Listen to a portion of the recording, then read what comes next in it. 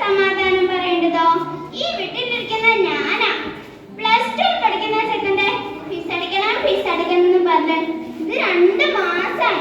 നിങ്ങൾക്ക് ഇതിനെ കുറിച്ച് വല്ല ബോധമുണ്ടോ മനുഷ്യ? അതിനെന്താ ഞാനിത് കൊണ്ടുവന്നിട്ടുണ്ടല്ലോ. ഇതാ. അയ്യോ, ഇത് കരണ്ടി കുത്തുന്ന ഫ്യൂസാ. ഞാൻ ചോദിച്ചത് ഫീസാ. ആ ചെറുക്കന് ബൈക്ക് വേണമെന്ന് പറഞ്ഞു ഭയങ്കര ബഹള. പുതിയ ബൈക്ക് ഇറങ്ങിയിട്ടുണ്ടത്രേ. PCMA 10,000 രൂപയുണ്ടെന്ന് എന്നോട് അവൻ പറഞ്ഞത്. അത് ശരി, 10,000 രൂപയുള്ളൂ. ഒന്നാലും കാര്യം ചെയ്യാം. നിന്റെ കാലിൽ കൊടുക്കുന്ന കമ്മല ഊരി കൊടുക്കുന്നേ ചെക്കന്റെ സൂക്കേട് തെറ്റാ. എന്റെ കാലിൽ കൊടുക്കണ കമ്മല ഊരി കൊടുത്തിട്ട് നിങ്ങളുടെ മോന്റെ സൂക്കേട് തീർക്കണ്ട. വേണമെങ്കിൽ ഒരു ലോൺ എടുത്തോ. ലോണെങ്കിൽ ലോണ്. നീ എന്റെ മോനെ വിളിച്ചേ. എടാ മോനെ കുട്ട. എന്താ അച്ഛാ വിളിച്ചോ? നിനക്കെന്താ ബൈക്ക് വേണമെന്നൊക്കെ പറയുന്നു കേട്ടോ. എന്റെ പേര് PCMA എന്നാ. സത്യമാണോടാ? അത് പിന്നെ അച്ഛാ പുതിയ ബൈക്കാ. 10,000 രൂപയുള്ളൂ. ബൈക്ക് നല്ല നോക്കി തന്നെ എടുക്കണം. അവസാനം വടിയിലൊന്നും കിടക്കരുത് കേട്ടോ. ആ ശരി അച്ഛാ. ഹലോ എടാ, ഞാനിവിടെ എല്ലാം വന്ന് സെറ്റ് ആക്കിയിട്ടുണ്ട്. ഞാനിവിടെ പറഞ്ഞത് ബൈക്കെന്നാ എല്ലാരും വിശ്വസിച്ചു. സത്യമാണോടാ? എന്നാ നീ ഒരു കാര്യം ചെയ്യും. സ്കൂളിലേക്ക് ചെല്ലാൻ.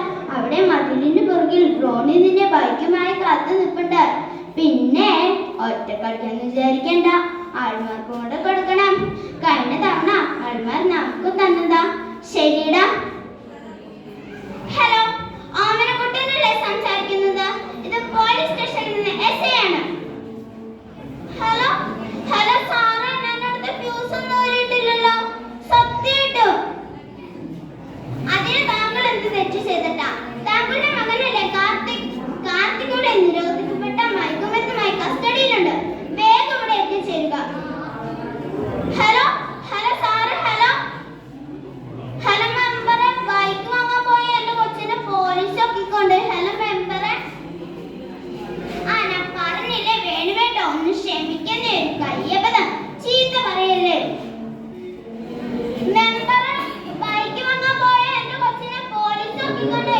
PCMA എന്ന് പറഞ്ഞേ. എന്താ അമൽക്കുട്ടി പറയുന്നേ? PCMA ബൈക്കാണോ? അത് നിരോധിക്കപ്പെട്ട മയക്കുമരുന്നാണ്. ഇതുപോലെ സ്കൂളുകളിലും കോളേജുകളിലും കേന്ദ്രീകരിച്ച് മിഠായിയുടെയും ഗുളികളുടെയും രൂപത്തിൽ അത് സജീവമാണ്. എന്തായാലും ശരി, നമുക്ക് പോലീസ് സ്റ്റേഷനിലേക്ക് ചെല്ലാം. നമസ്കാരം സാറേ.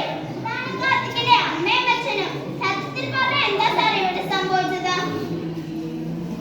ആ മെമ്പറോ? ഒന്നും പറയണം മെമ്പറെ. ഞങ്ങൾക്കൊരു ഇൻഫർമേഷൻ കിട്ടിയിട്ട് ഞങ്ങൾ ചെന്നതാ. അപ്പോഴാ ഇമാരെയൊക്കെ കൈയോടെ നോക്കിയത്.